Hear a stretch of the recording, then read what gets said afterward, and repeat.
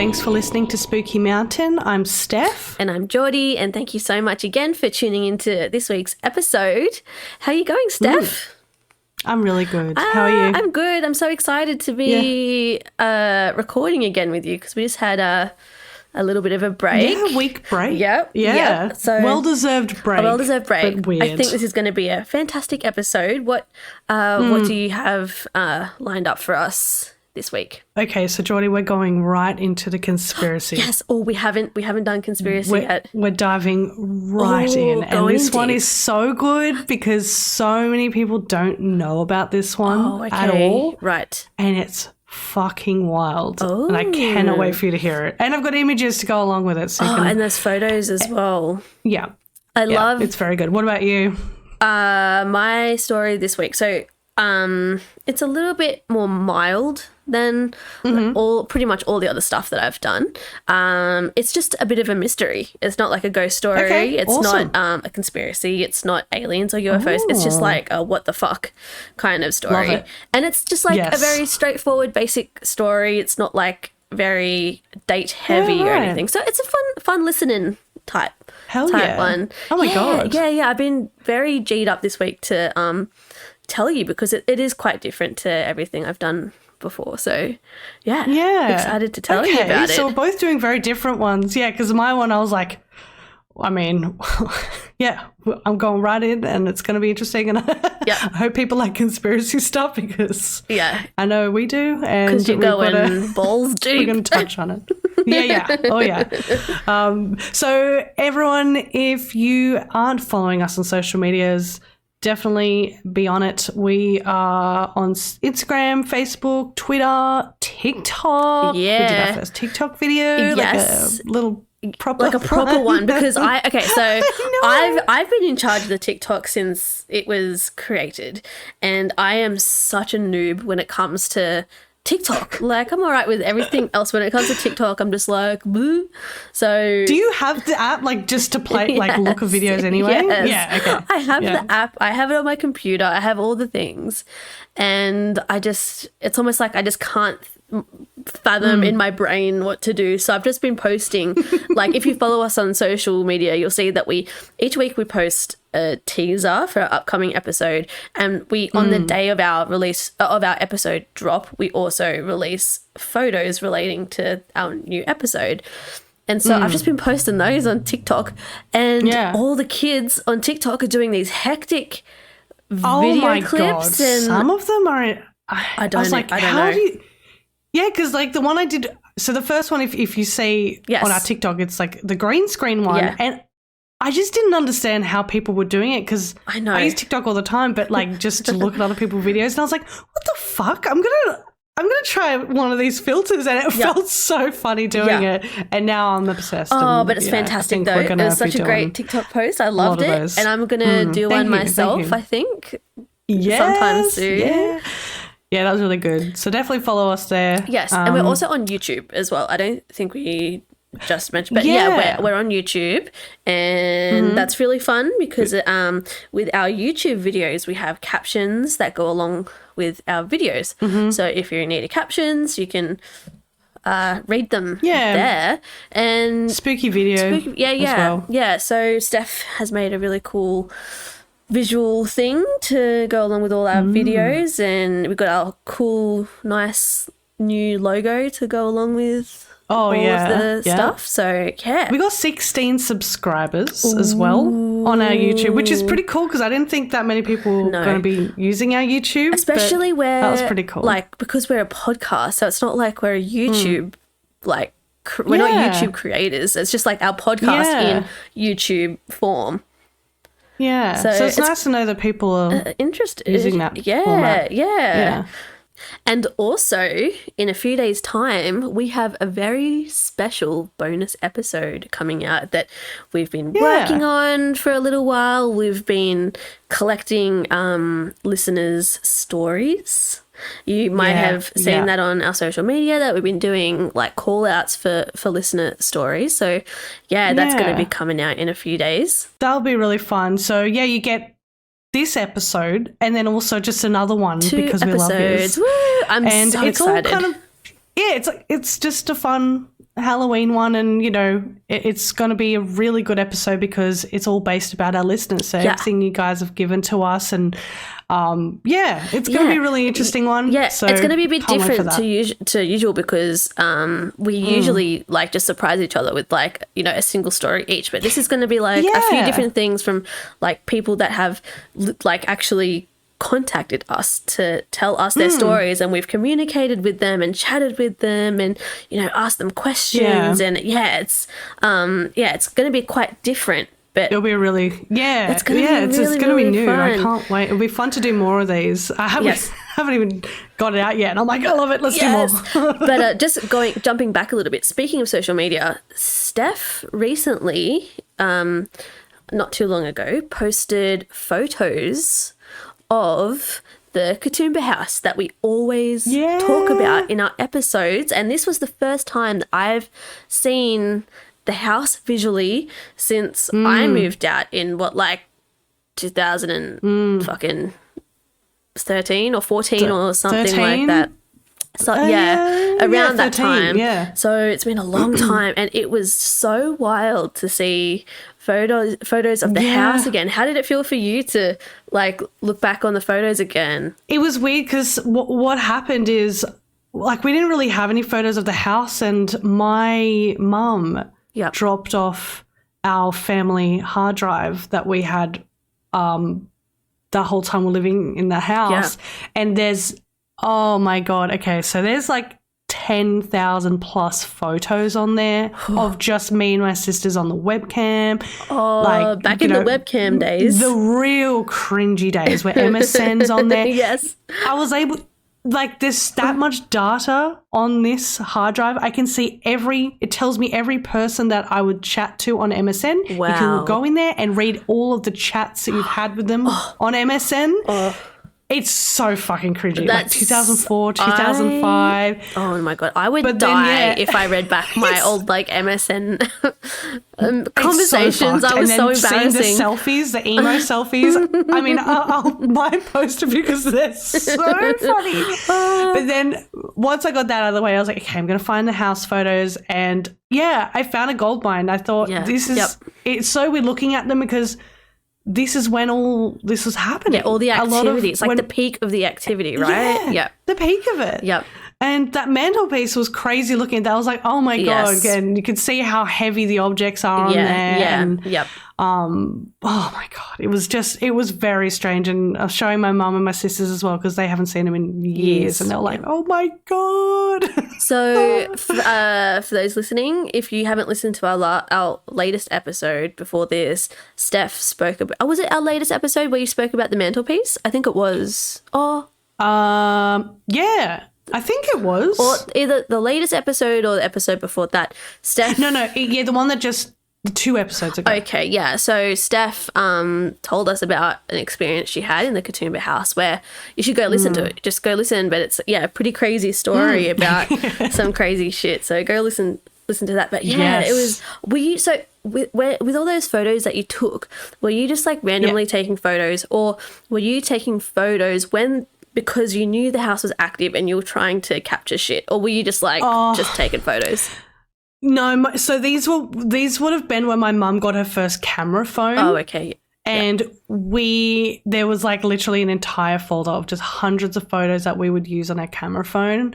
And my mum took those photos because my mum like loved the house and, decorated it the way she loves. So she always just used to take like nice spots in the house. So that was all my mum, just taking photos of it. Okay. That was pretty much it.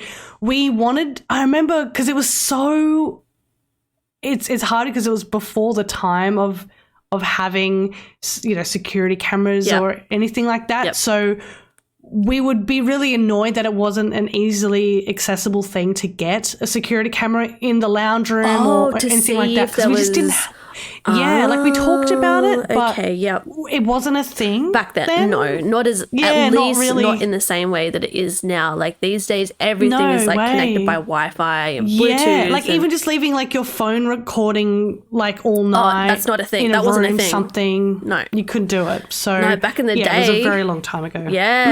Imagine what I would give to see like a whole night's worth of footage from that house. I know. Yeah. It seems like that house, I was thinking about it before, and like that, like, yeah, it was a super active place and some really like hectic shit went on there. But for your family, it definitely, I don't know, correct me if I'm wrong. I could be very like not correct about this, but it seems like, even aside from all the paranormal shit, it seemed like a very kind of like significant house for you guys. Like what you just said before, like your mum was taking photos because she loved it. She loved it. I mean, we all did, yeah. I think, I mean, even yourself, like, I don't know what it was, but everyone loved it a lot. Like, it was just I think it was a place that a lot of people could feel very comfortable there. Yep. And it was so secluded as well. Like, you're just in this little, you know, there's just a lot of gardens around and it's just, I don't know. It's a like very secluded place, and like a getaway almost, like a little kind of this little paradise. Cottage had its own touch to it, you know, and I guess everyone just it was a very special house, even though there were nights where we were just absolutely terrified. But a lot of very good memories there, a lot of weird and bad memories as well, because being a teenager as well, just growing up with all girls in the house was fucking crazy. You know, so I had, when I was living there, like I had my parents come over one day and both of them were exactly the same. They were just like so in love with this house. Oh, well, that's so nice. Like everyone, and I remember I had a couple of friends come over at one point, like who were a couple, and it was the same thing. It was like everyone just instantly became infatuated with like it's weird. Like house. Each it's weird because when we first moved in, this elderly lady was living there for like years, but over time when we moved in, my dad was renovating lots of little bits of the house. So like the bay window, like the French doors that open up, they weren't there originally. Oh, they weren't. We moved in. Oh, I loved those doors so much. Yeah, I know. It made it incredible. I think there was just a bay window. It was very small, but it didn't let in enough light. And my mum was just like, let's get some big bay windows. So they picked up these and attached those on, like just built all these like weird little individual parts around the house and even in the yard as well. Like, you know, it's just added their own bush touch. Paradise. Yeah, it's such I think about it so much, especially now since like doing the podcast as well, and so much of what we talk about is based around the house. Talking about it. It's nice kind of letting it out as well. Like, I don't know, just I wish no one lived in there. God, I wish no one bought it so we could just like I wish we could just go there. I remember when I moved out, we still had like a housemate who hadn't been living there for that long. He kind of like stayed there in the process of like me and my partner at the time, who I was living with, like we decided to move elsewhere, and this kind of other housemate who'd just been there for a little while had stayed. And I remember we went in there and my heart just broke because it was like so different to kind of like the house that I knew, and just knowing it was so like I remember the time that I went there that I knew was the last time that I was going to be in this house. I was just so like, I just wanted to cry. No. Like, I don't know what it was. Like, it was my decision I don't even know the last time. Yeah, it was sad. It was really, really sad. I honestly, you moved into a really interesting place afterwards, that water tower thing. Me and my boyfriend at the time, we were renting out what we called the roundhouse, and it looks like a castle. It was like a little castle. A watchtower. It was a lady who was, I think she was like in her 20s, built it out of like a big old. No way. Yeah. I don't think we ended up looking at like the plans or the prints or anything, but I'm pretty sure it was the real estate that told us that she built it. She was in her 20s. It was like a 3-story house, and it was all like circular. It was round because it was built from this old like water tank, and it was the weirdest fucking house. It was so. Did you ever see it? Did you ever go? Yeah, I went there once. I don't know if you were there, but I remember helping your partner at the time move in, and I went there. Yeah. And I was like, whoa, this is insane. It was wild. The view, because it was right in the bush. Yeah, right in the bush. There was no driveway down there. No. And you had the most amazing view. But I remember him saying that you didn't have hot water the whole time you lived Well, there. it ran off gas, but it was like...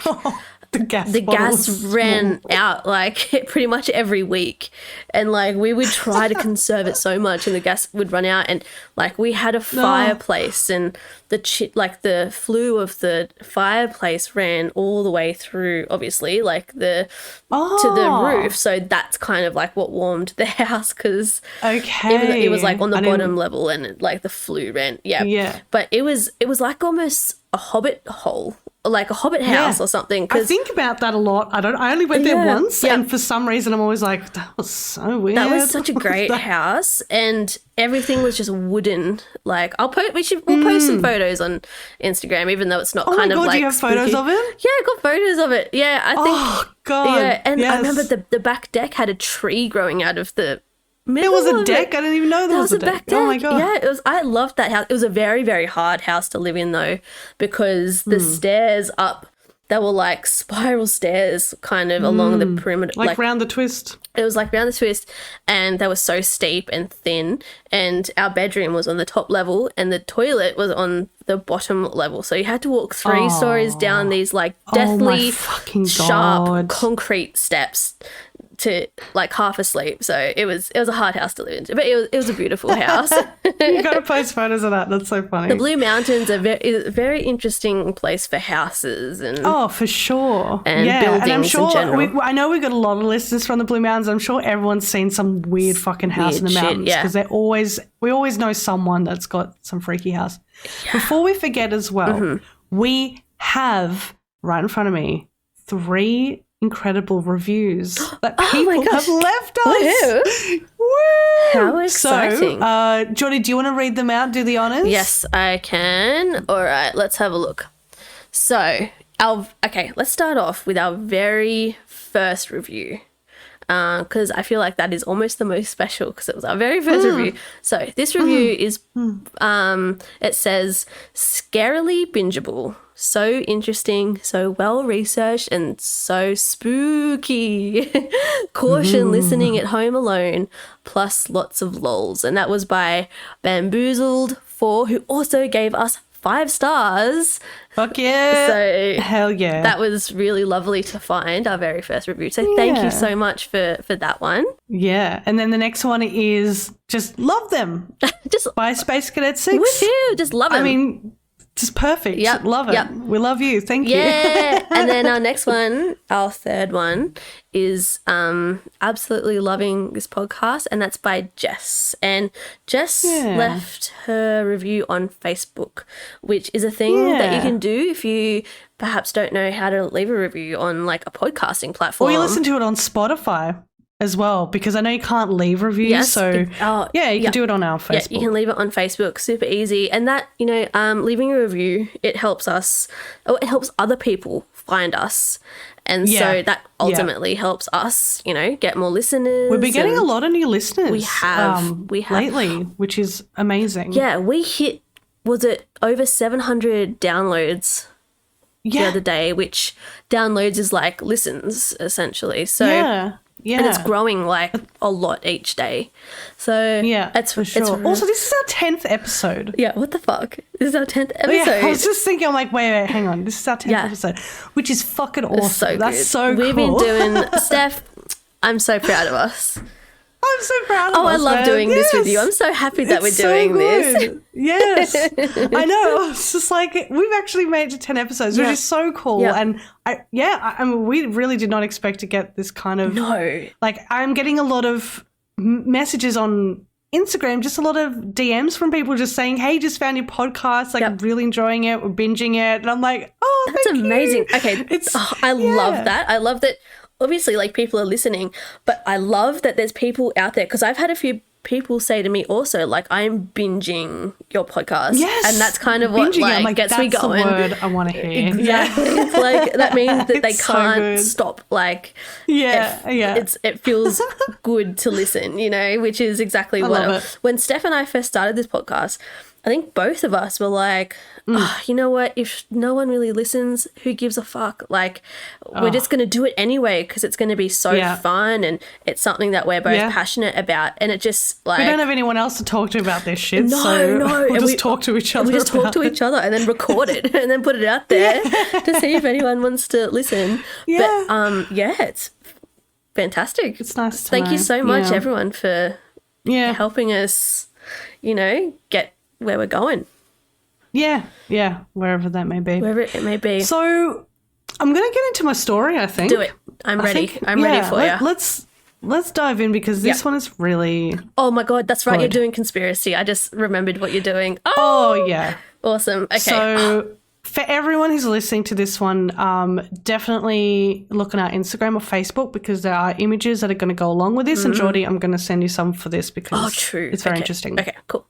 So, all right. So when you hear New World Order, apocalyptic artworks, underground military bases, and lizard people taking over the world, what do you think of? Should I answer this? Because I don't have an answer. I just wanted to see your face. Is it an airport? Oh my God. It is. I know this story.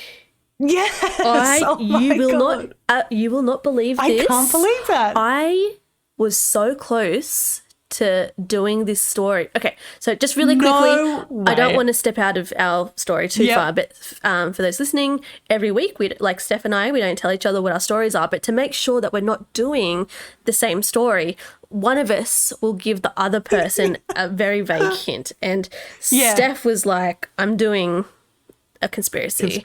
And I was like, okay, let me know if you're not going to do a conspiracy because I have an idea. I was thinking about doing this. That is so funny. Okay. I love that you know this because I literally don't know anyone else that knows this. This story. is one of the best. Okay. Yeah, it's incredible. Yeah, all right, hit me with it. So we're talking about Denver International Airport in Colorado, the second largest airport in the world and the largest in America. So obviously this sounds super insane. Because firstly, there's no hard facts surrounding this story at all. But after you hear what I'm going to be talking about, we're all going to be on the same page. You'll never forget about it ever. Like it's just stuck in your head forever. Yeah. So this airport was finally opened to the public in 1995 after a large number of delays and a budget that went over $2 billion with a B. So why would it cost so much more money to complete the project than originally estimated? Are there other things that were added later to the project that made it so expensive? So Denver Airport is very suspiciously large. It was, of course, going to get a lot of weird attention, and not to mention the incredible amount of excavation where people have theorized massive underground bases with a very dark secret. The airport itself is 35,000 acres, which is almost twice as large as the next biggest US airport and larger than all of Washington, D.C. Are you serious? So larger than a fucking city. I didn't realize how big it was. I thought it was just like a regular sized airport. Yeah, it's fucking big. That's huge. Yeah. It cost $4.8 billion and it went over $2 billion, which means they underestimated the cost by half. And when it's in the billions, like the billions. That is huge. That is fucked. If you're overestimating by like millions, like that's kind of a bit more understandable in terms of airports, or anything. But billions is a huge number. Wow. Yeah. You know what I saw the other day, actually, to put this into, I guess, context of millions and billions. So if you put it on a time scale, 1 million is 11 minutes. 1 billion is 35.5 years. That's I love that. That's such a great comparison. How crazy is that? Huge. I was like, what? I think That's huge. I think most of us, including myself, even though I know that it's so much exponentially bigger, I think most of us don't actually comprehend how much bigger a billion is to a million. Yeah. So, this is in the billions. It's huge, yeah. And this happened in the 80s as well. So the construction today would have been $8 billion, which is fucking crazy. Okay. So, Now, its longest runway is about 5 kilometers long. Jesus. Or 3 miles. The runways are claimed to be shaped like a swastika as well when you look from above. The airport officials, though, they say it's a pinwheel, but, I thought I'd just throw that out there. I kind of feel like even if you are... Why? Okay, first of all, just really quick, why would you want to make a pinwheel? What is the point of this? Yes. And also, when you're planning this design, if...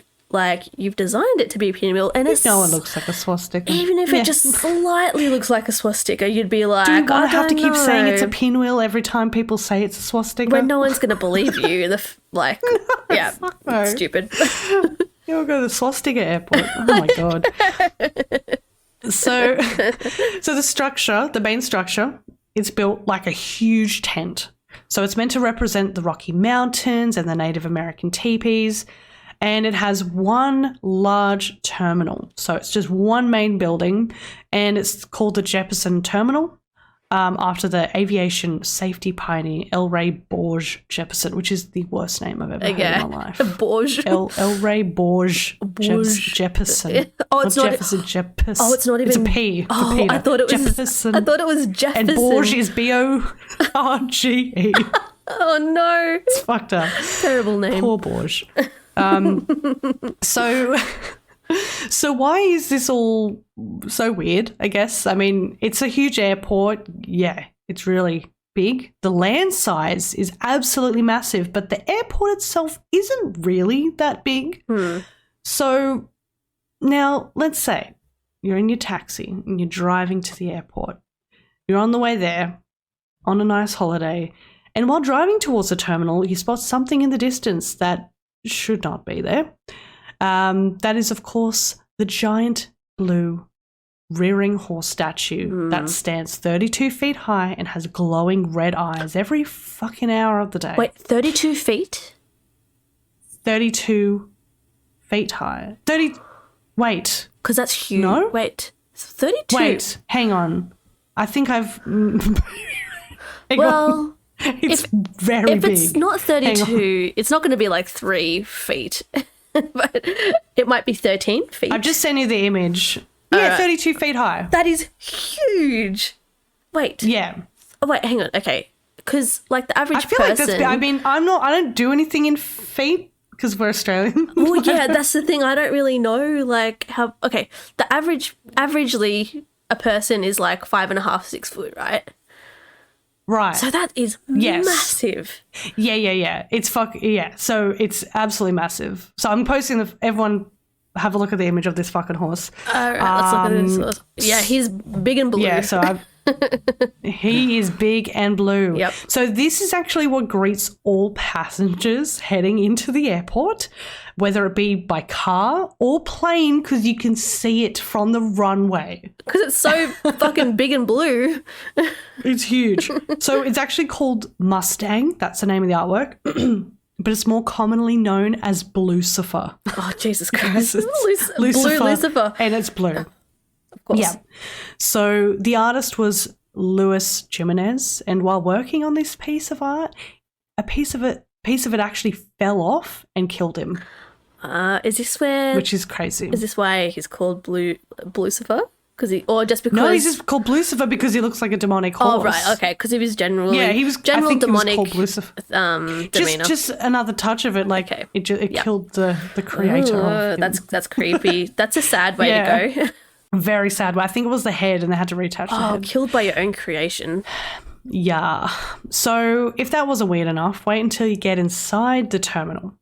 There are Masonic symbols everywhere. Now, this probably isn't too weird, but a lot of conspiracy theorists link the Masons to the Illuminati, so this one's up to you.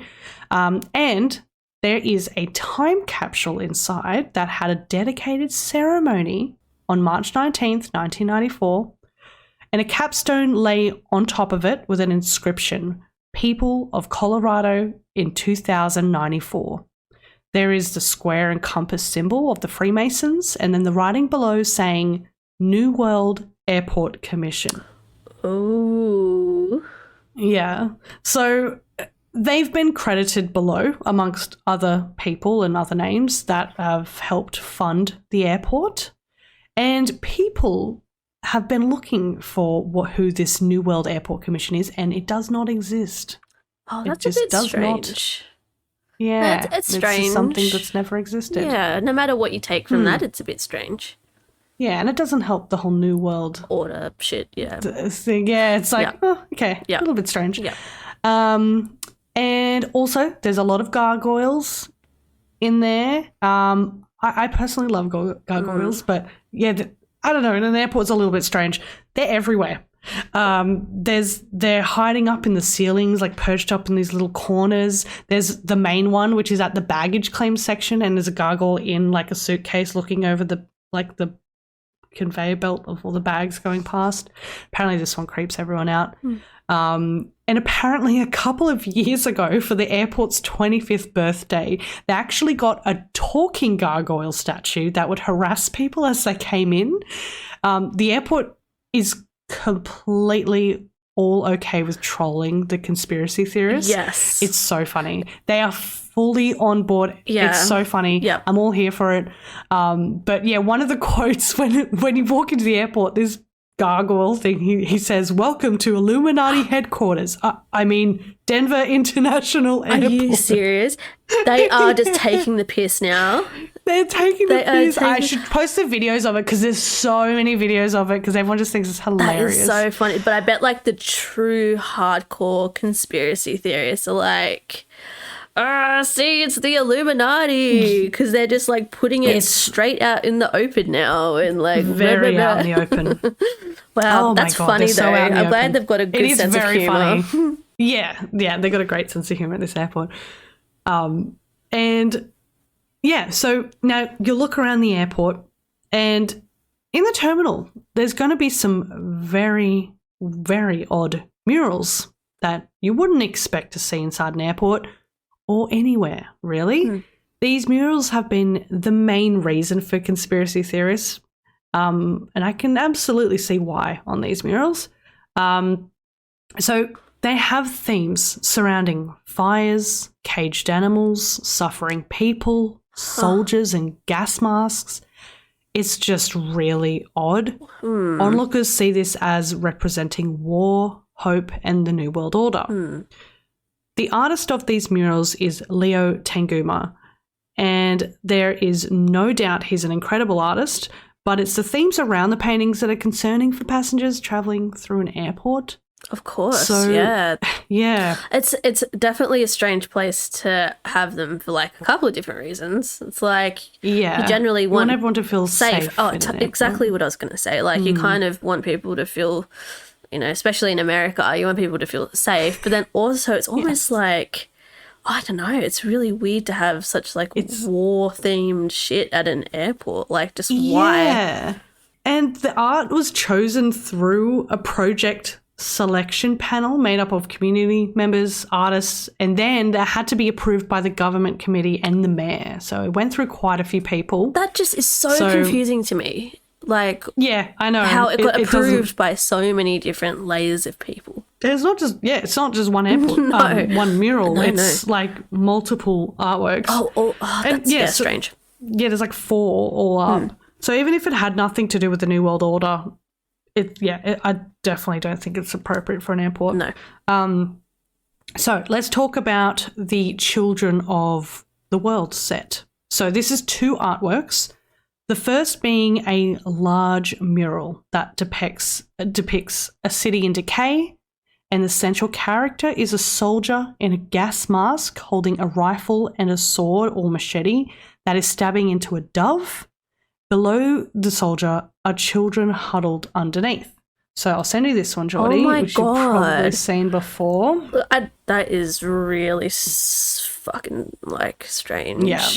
It's really odd. Because, so I'm just going to quickly describe, but we will post it on socials, but even, so the gas mask on the soldier, not only are gas masks, like, quite unnerving, but it almost looks like a skull or evil, because it has, like, impressions and folds on the gas mask, and it's giving the soldier an impression of being, like, mean or evil or whatever, you know. I don't know, even just... And, because it's so large, that image of him as well. Like, just, you don't even... It just hits you in the face. Look at anything else on there, you're like, oh my God. It almost reminds me, I know that gas masks are needed throughout many different wars, but it does give me kind of, like, Nazi iconism, like... Well, symbolism. Wait to hear this next bit, because the bottom right corner, there's a letter written by a child from Auschwitz, which I have here. So I'll read out what this letter says. It's actually a real letter. It's a real letter. Okay. It's a real letter from a child who died in Auschwitz. Fuck. So it doesn't really make sense, but I'll read it anyway. Okay. I was once a little child who longed for other worlds. But I am no more a child, for I have known fear. I have learned to hate. How tragic, then, is youth, which lives with enemies, with gallows ropes. Yet I still believe I only sleep today, that I'll wake up. So, yeah, we definitely got the Nazi vibes. That is crazy. Why are they putting, like, Nazi shit in an airport? Like, I want to know what was going through the person's head to make that connection, because they're like, oh, Denver airport, that's connected to war and Nazis, like, through this way. Like, maybe in their head it's like a perfect connection and explanation. They're like, of course this makes sense. Of course, it's Denver airport, like, blah. So stupid. Oh, wild. Okay. Yeah, it's fucking dumb. And so Dr. Leonard Harrowitz, so he's someone that has actually looked at these murals in a more sinister way. He was interviewed about his thoughts on the artwork, and mind you, this was prior to 9/11. So let's add that. So this is what he said in his interview, quote, "A Nazi, a gas-masked alien generating a rainbow electromagnetic field with the swish of his Muslim saber sticking the Christian dove of peace. In the background, you have mostly ethnic faces mourning among bombed buildings." Interesting. It's very... I mean... It's interesting because, like, you have, like, the Muslim aspect and, like, the Christian aspect, but, like, being a Nazi isn't a religion. Like, of course they were, like, persecuting because of religion, but it's not like they were their own fucking...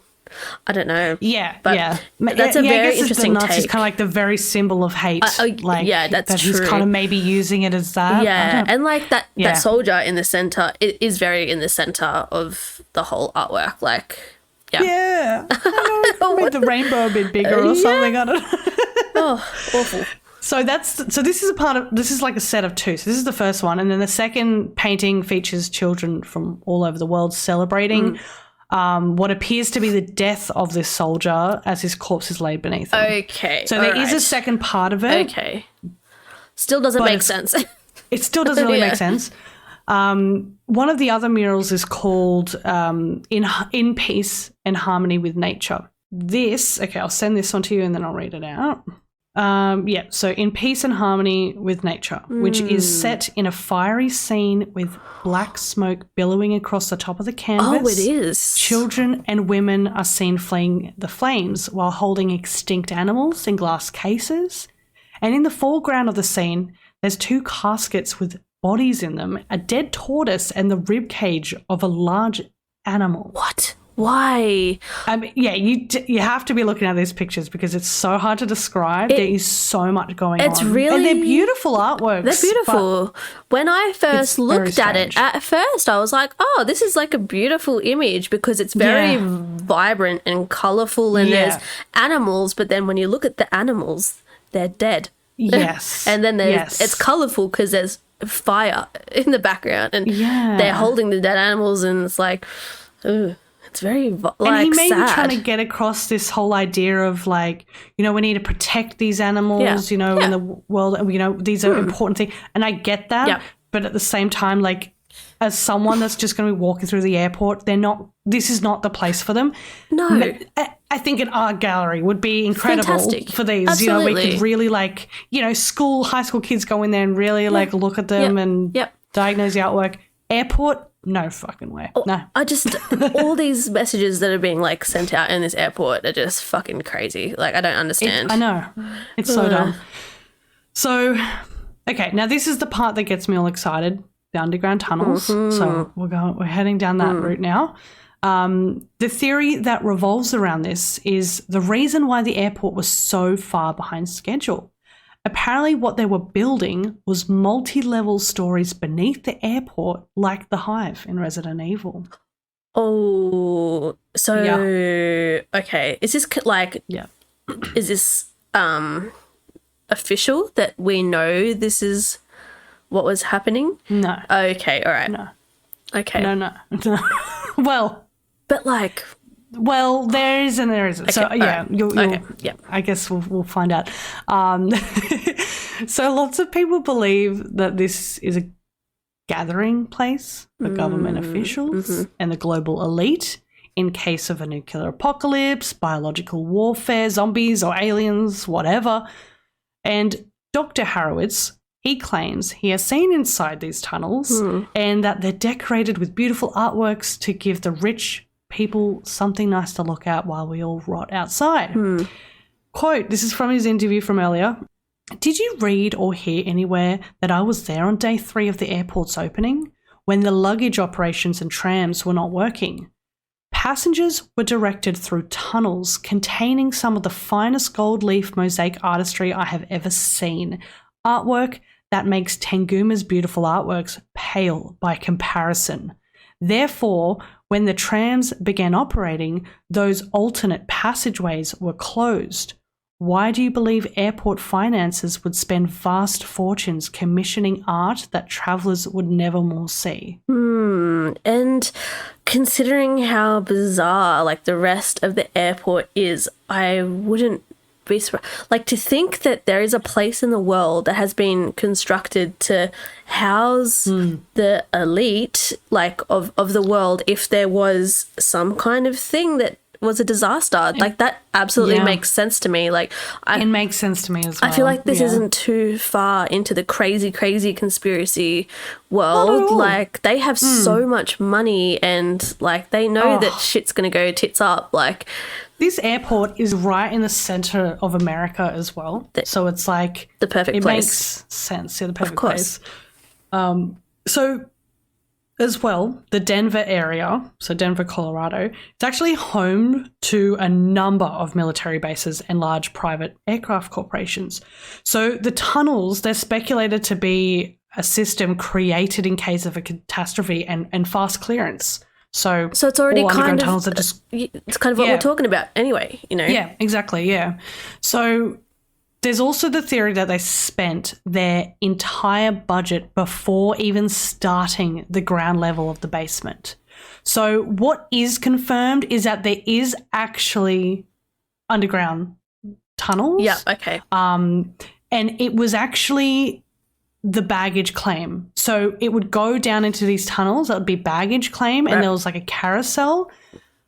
They didn't reveal that for ages, and then they're like, okay, you know, it's actually baggage claim. Okay. However, the first day into actually using the baggage claim, it broke down and it's never been operational since. Oh, that's sus. That's really sus. So yeah, and to think that they already used up their full budget of the $2.8 billion, and then apparently once it looked like they already completely built the airport, when they needed to get more money, that's when the heaps of the excavation started underground, and then they had to spend another $2 billion. And they're like, what do you mean? You already built the fucking airport? What else are you building? Yeah, it doesn't cost $2 billion to make a baggage claim that you're only going to use one day. Yeah, this is the thing, is like that doesn't make sense that they spend that much money constructing like tunnels and shit, and for something like a baggage claim, like what did they just make a new baggage claim after that one broke? Like, I mean, it doesn't make sense that you would spend all this time, money over budget constructing it all your literally stuff and then just not use it. Exactly. So one day, and a lot of people have actually said that. Yeah, they're like, we were there that day. It broke, and then that was it. No more. Never saw it again.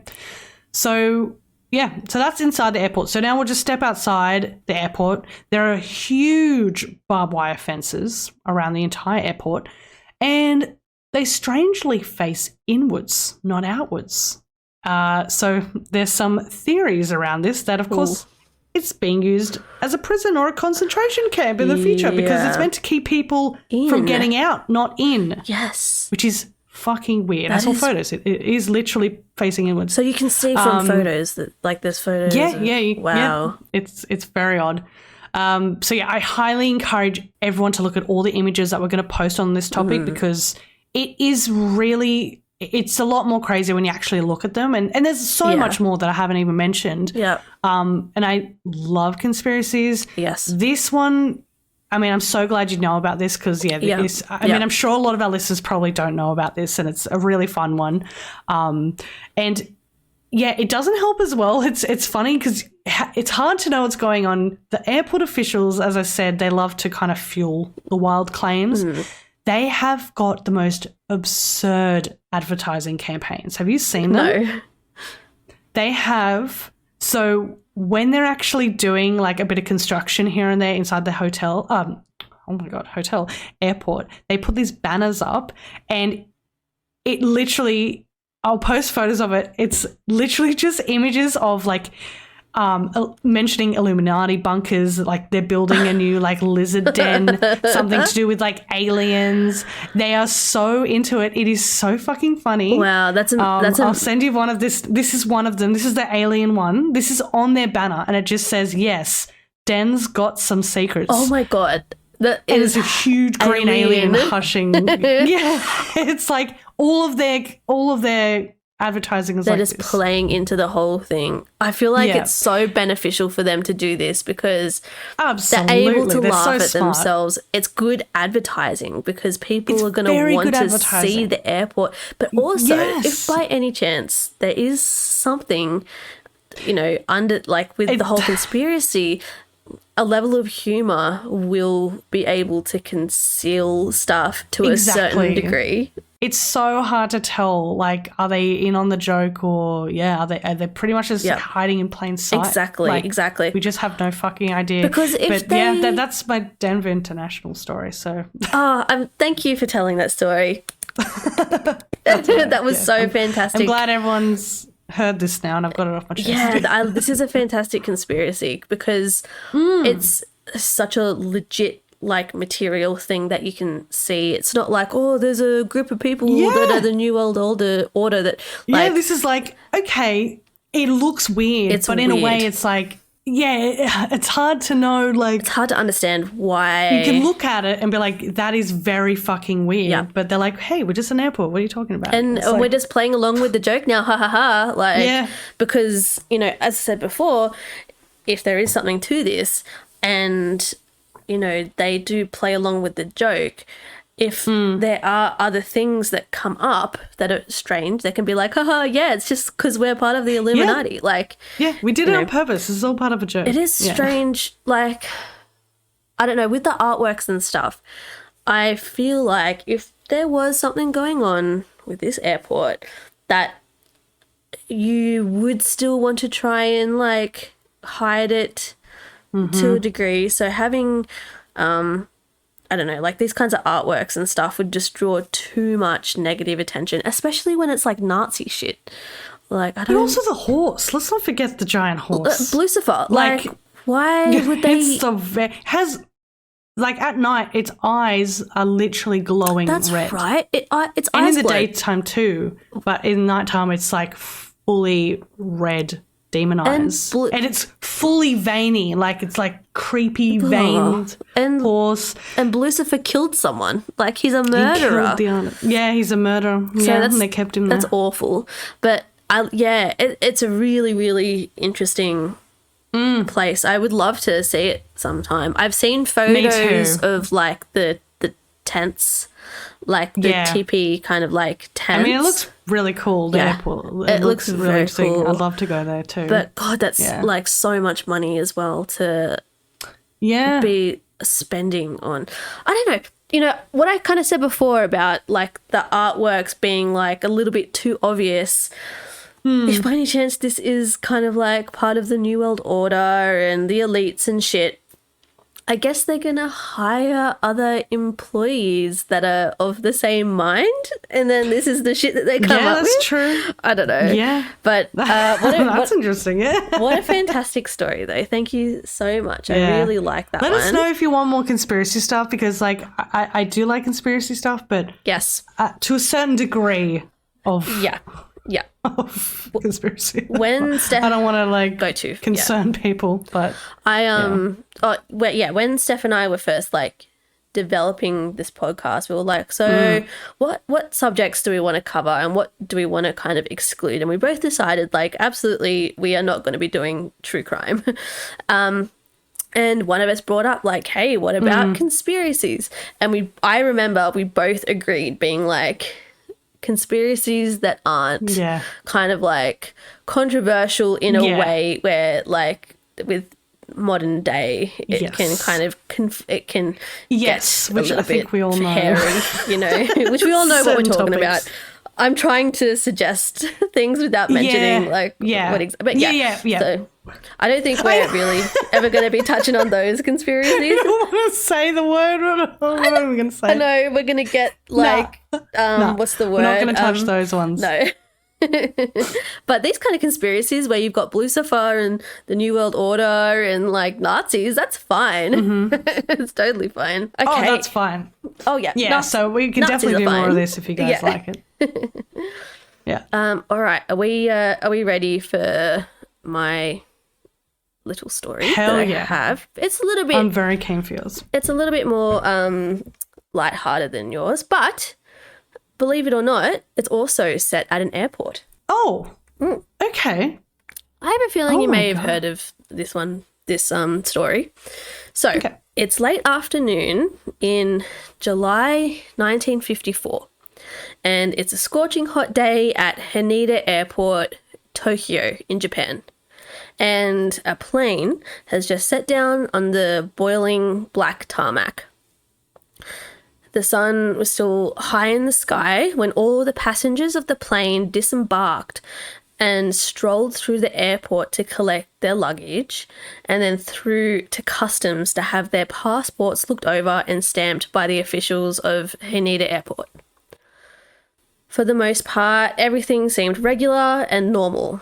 That is, until it was one particular person's turn in line to have his documents checked. He was a tall and slender man who was carrying a leather-bound briefcase as well as his regular travel luggage that he had just collected. He had Caucasian-looking features and he also had a thick brown beard. He stood out because he seemed quite different compared to all the other mostly Japanese passengers from that flight. He didn't look Japanese and he also looked very much like a businessman, not just because of the leather briefcase, but also because of the expensive looking suit he was wearing and just his general demeanor, along with his brisk type of hurried walk that is often seen with business people in airports. I'm sure we've all seen that brisk walk. Yeah, scurrying businessmen. Scurrying, yes, exactly. So Haneda is a small airport and not often used for business due to its location being in Tokyo, and there being larger, more central airports to be used by business people in Tokyo. So it's generally quite a small airport.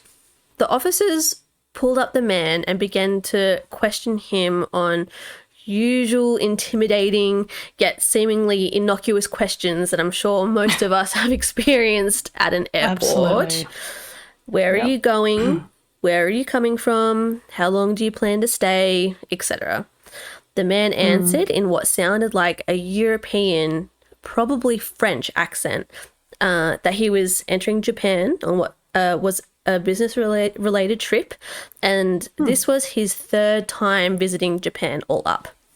This seemed normal to them, with no reason to doubt the man, considering he looked quite businessy, and also Tokyo was a hub for many business people around the world, and also they heard the man speak Japanese in this time, so nothing seemed strange. That was until they requested he hand over his passport for inspection, and this is when things started to get weird.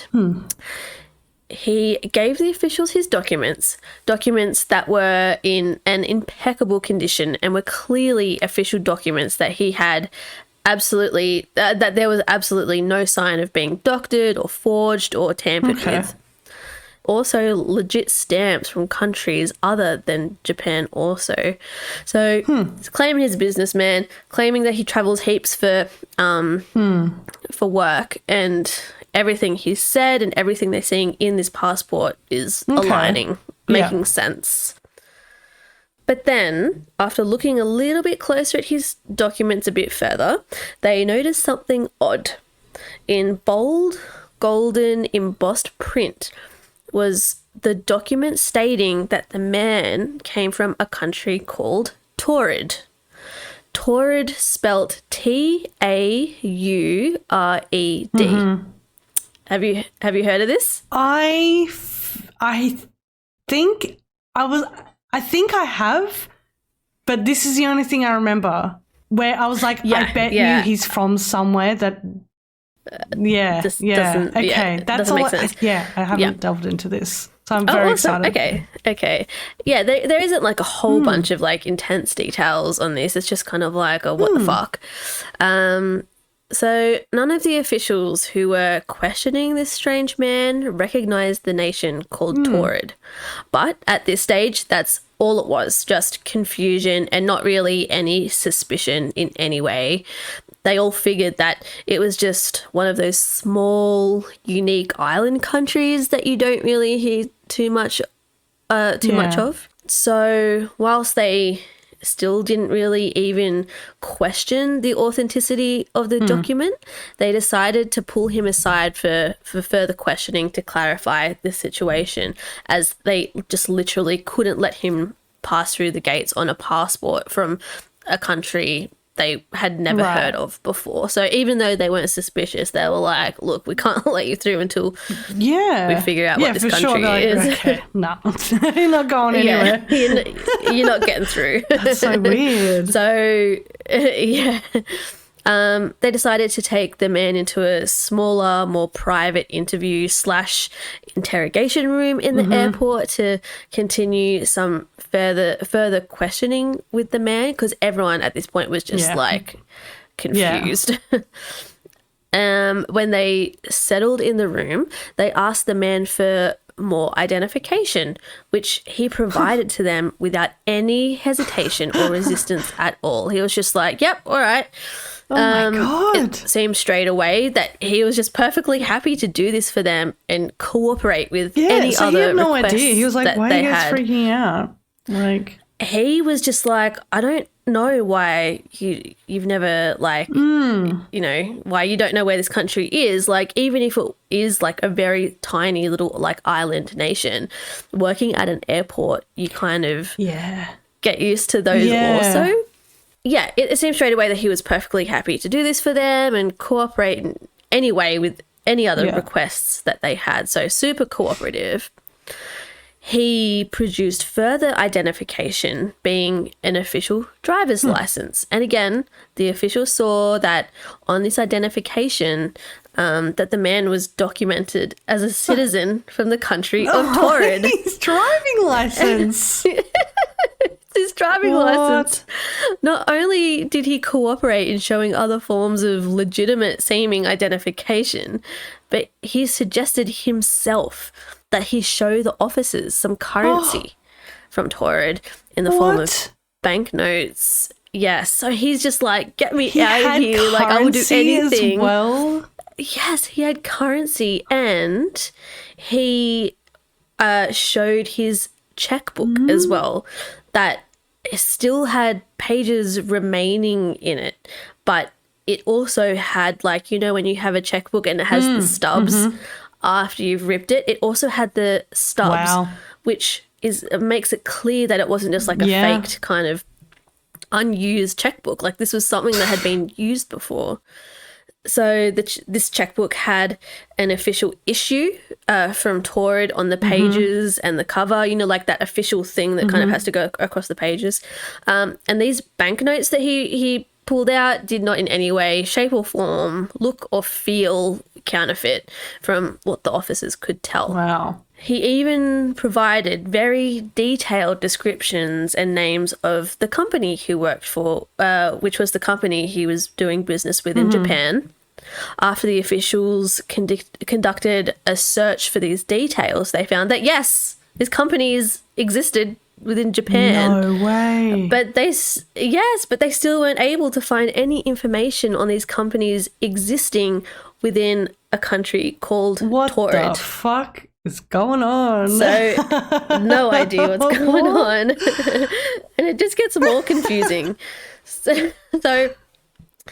the airport officers at this point are now just so confused and confuddled, but still not at the level of being suspicious, which is pretty good patience on their part, I think. This man was providing them with everything they asked for and then some. Yeah. So being fully helpful, you know, just trying to help solve the situation. Like... Exactly. Yep, exactly. He seemed as desperate as them to figure out the whole Taured situation. They figured that maybe there was some kind of language barrier going on here, despite the fact that this guy had clear language skills, despite him having a very French-sounding accent. After some brief chatting, trying to figure out what to do, they figured that what might help the situation is to give this man a map, and he can point out where his country is located. Yes, okay. So we're getting some somewhere. Ideas going as to getting somewhere. This now. Yeah. Where are we going? Yes, where we're going with it. So they placed the map, which was a modern day map, where is it? Directly in front of the man. Freaking out, man. You seem stressed. I'm a little bit stressed. I don't know if you're going to be any less stressed at any point in this story. So they put the modern day map directly in front of the man and asked him to pinpoint exactly where Taured is located. When he was asked to do this, the man seemed almost smug and elated, or perhaps it was just a relief that this whole ordeal could be over and done with, and he could leave and was free to go to his hotel. He started to look at the map with sheer confidence, but as the seconds passed, that confidence changed into confusion and anxiety, and his face turned from smug to fearful. After a few seconds of searching the map aimlessly with his fingers, skipping over the countries, he pointed right on the border of France and Spain, where the location of the modern day Principality of Andorra is situated. Right. Andorra is a tiny micronation in the Pyrenees Mountains and is known for its ski resorts and its tax haven status that encourages duty-free shopping and shit like that. It has a population of a bit over 77,000 and is quite a wealthy holiday destination. Okay. The man passionately exclaimed that this is where his homeland should be. According to the officers... According to the officers there that day, he seemed genuinely upset, distraught, and highly anxious at the discovery that his homeland had vanished from the map, that Taured was not there and Andorra had taken its place. the man explained that the nation of Taured was nearly 1,000 years old, so there was no way it shouldn't be on the map, especially a modern-day standard issue map. He also expressed his confusion that, again, this was his third visit to Japan, and not only had he visited Japan with absolutely zero issues in the past, but also a handful of other countries that he had never had this problem with. He had multiple stamps in his passport that after inspection were completely verified as being true and legit, which corroborated his claims. So nothing's really lining up. After some more questioning by the airport officers, the man from Taured turned from confused and anxious to agitated and angry. He was over it. He demanded to speak to government officials to clear the matter up. Yeah, by this point, the airport workers were also becoming agitated, but also suspicious. At this point. So before it was just like confusion and like what's going on, and now they're like, what's this bloke up to? Is he, what's happening? With the thoughts crossing their mind that this man may possibly be a spy or something similar, attempting to enter Tokyo. So unfortunately for the man and the airport workers alike, speaking to a government official is not that straightforward, and it takes time and organising. And the airport employees couldn't just keep him in the interrogation room indefinitely until there was a government official who was available to help him. So they decided to put him up in a room in one of the top floors of the airport's hotel with strict security monitoring him until he could talk to someone. Yeah, they had guards outside. Going anywhere. We need to find out what's happening. Nowhere. Yeah. Well, the room was guarded by 2 immigration officers, as by this point there was no explanation of where this man was from and how his official documentation and legitimate-looking banknotes could be explained, and they just treated it in the best way that they could, which was as an immigration issue. The 2 guards by his room were under strict instructions to never let the man leave. He was not to walk out that door. The door to his room was being watched 24 hours a day, so constantly.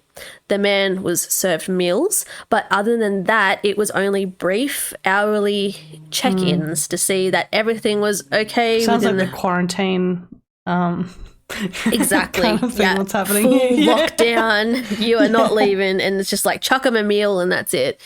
Okay. At one point during the lockdown, one of the guards did the hourly check of the man and said that he observed the man from Taured experiencing a really severe headache, and he saw him lay down for a nap on the hotel bed due to the pain. It was not too long after this when the government official that the man from Taured had requested when he was back in the interrogation room had finally become free and knocked on his hotel door to sort out the issue finally. And there was no response. Yes, there was no response from the man. So upon entering the room, they found that the man was nowhere to be seen. Yes. What? He was gone and all his belongings were gone. No. The beds, yes, everything was gone. The beds were perfectly made despite the guards seeing him laying down for a nap and disturbing the bedding in the process. Previously used cutlery and crockery was clean and exactly in place as it had never been touched. Oh my God. Yes, it's crazy. The man and all his belongings had simply just vanished without a trace. It was also found that all of the man's documents that he produced earlier for the airport officials, they had also disappeared. Only these hadn't disappeared from the hotel room. They mysteriously went missing from the offices they were being kept in within the airport, which is almost as baffling as the man himself vanishing. Because that kind of like, I don't know, a man disappearing, you can somehow rationalize it in your brain, but it's like, that does not make sense. How the fuck did his... No, that does not make sense at all. They're they're different physical things in different spots. Exactly. Okay. I know. Yeah, no explanation. So the hotel room that the man was staying in didn't have any balconies nor any opening windows to allow the man to escape. So no openings. And even if he did manage to slip out some kind of orifice of the hotel room, the room itself was actually 6 stories above the ground. So it wouldn't be an easy climb. He'd be dead. Yeah, it wouldn't be an easy fall. There were literally 0 answers for the people trying to solve this puzzle. The 2 immigration officers that were on guard were heavily reprimanded due to the man's disappearance, but they firmly stand by their claim that they were watching the room the whole entire time and that nothing out of the ordinary stood out to them.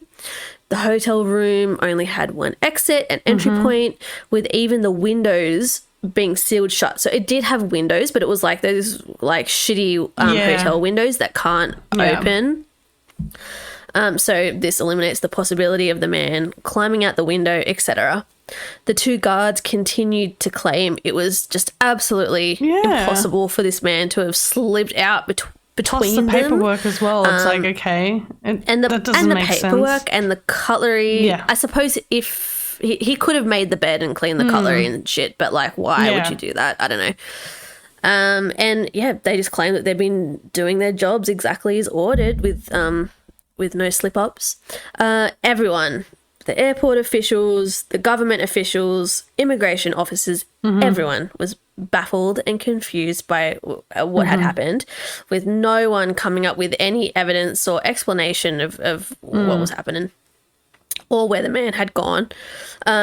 There were extensive searches, not just within the hotel and Haneda Airport to find the man, but also throughout the city of Tokyo, with absolutely nothing coming to light at all. And I think that is because at one point they were suspicious of him being a spy, and they didn't really have any information as to who this was. So to have just like a rogue person like running around Tokyo who there were suspicions of him being a spy, it was kind of scary.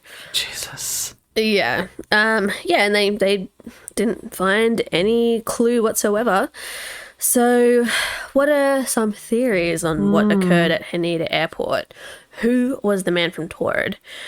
Why had he come from a nation that no one had ever heard of? And how did he, his documents and his belongings seemingly just disappear without a trace?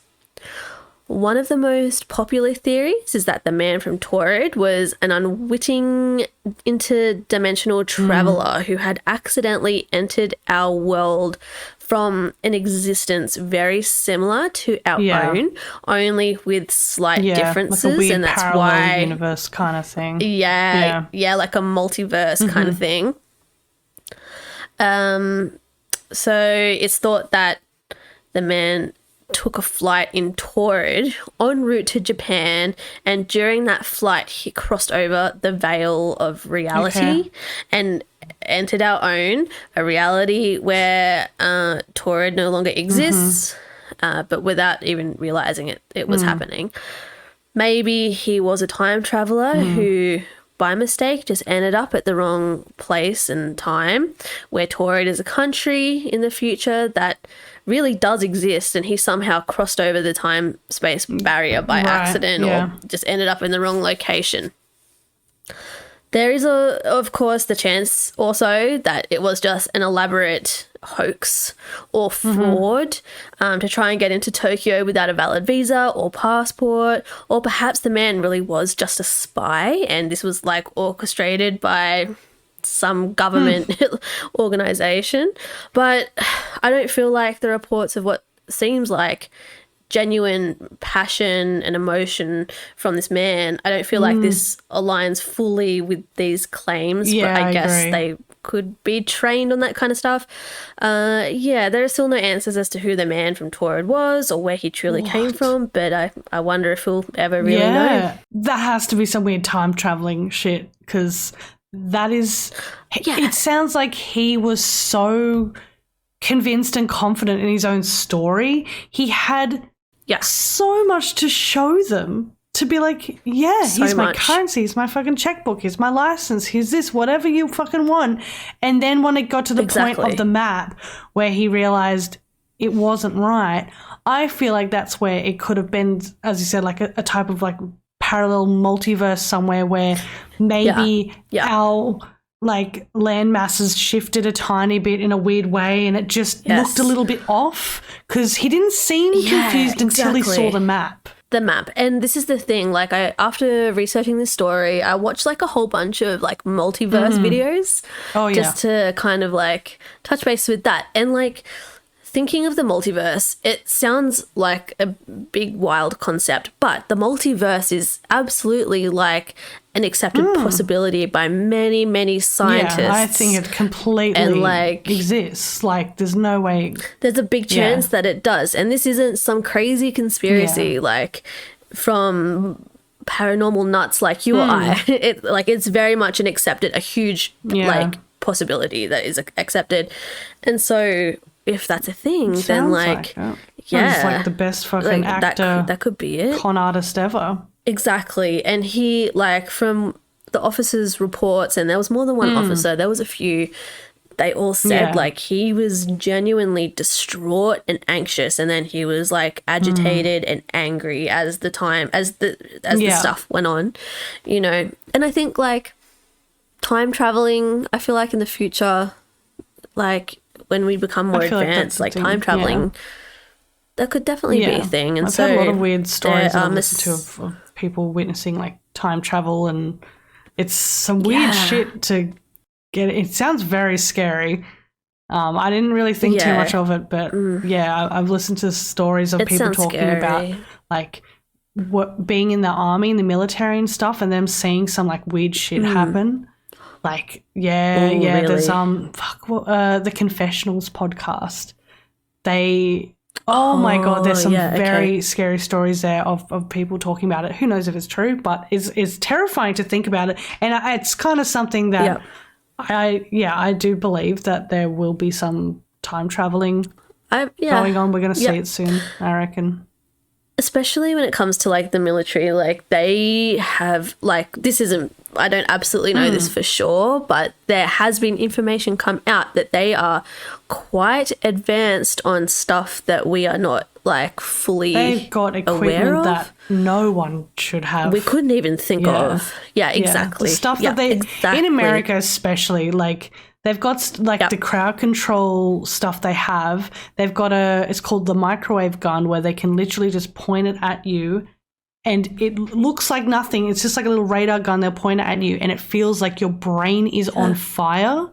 And you would, and it hurts so much that you just move away and then you're fine.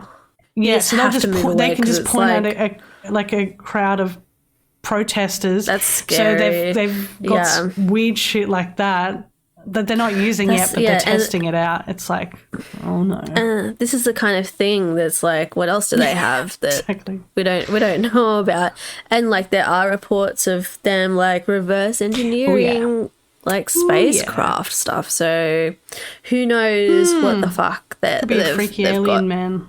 Could be an alien man, could be from a different really cool planet. That was really good. Yeah, I thought it was a fun one. Yeah, the only thing that I kind of was familiar with that is knowing that he was from a place that didn't exist, and that's all I knew. So I must have heard about it a while ago, but that's all I knew. So the rest is all very new to me. So that was really awesome, and we've done a weird airport podcast today. So. Yeah, this is quite different to what we because I'm like so drawn to like hauntings and ghosts. Yeah, it was very strange. It's different. So yeah, but this is so fun to mix it up. I love it. It was really good. And And then, our next one, next time you hear our voices will be the Halloween one. So definitely listen to that one because that one is going to be really fucking fun. And it's going to be special. It's going to be like a bit different. Yes, it will be a bit different. You'll find out on the day. Yeah.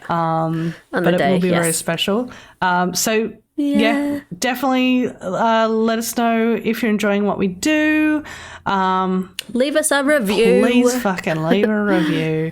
Fucking do it. But I think we'll leave it there for now. And we'll see you in a few days. All right. We'll speak to you then. Bye-bye. Bye.